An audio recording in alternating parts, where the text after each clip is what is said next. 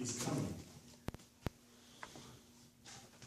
Mom thought for a while and thought that was a very unusual theme or lesson for Sunday school. And that afternoon the pastor came over for a little cup of tea. And when he sat down with Mom, she said, "What was the lesson in Sunday school today?" And the pastor said, "Don't be afraid, your comforter is coming." Not your quilt, your comforter. Fear. When 9/11 occurred, the United States was a different nation.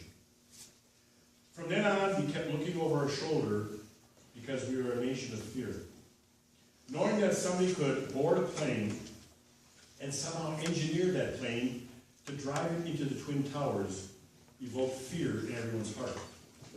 Because if that could be done in the open, what could be done behind each and every one of our backs? Look at what's happening in the world today. The world is in shambles. It is a literal mess. In fact, when 9/11 took place, somehow the Department of Homeland Security had to enforce something, enact something that would give us some kind of confidence that something could be done and we could feel safe. So they came up with that color code system. They're not using it anymore. But remember the color code system? If the color was green, there was little or no risk. If the color was blue, it was a guarded threat of risk. If it was yellow, it was a very elevated risk level. If it was orange, there was a high threat. And if it was red, it was a severe threat of attack. And if it was red, there was a 15-page manual that you could read as to what you could do to try and avoid the risks that you might be taking if the color was red. What is going on in our world? What is going on in our nation? We are a world of fear right now.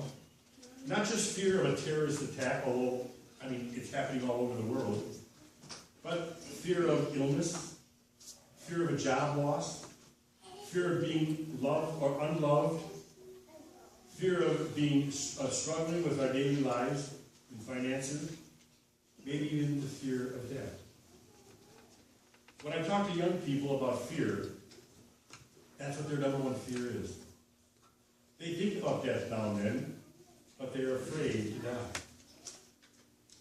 We need to encourage everybody, especially who is afraid to die, that for a child in Christ Jesus, there is something beyond the grave. And that is the holy, righteous Redeemer who came back to life again. That when we die, we will be with him forever. God is saying to you and me, do not be afraid, just like he said to the disciples 2,000 years ago.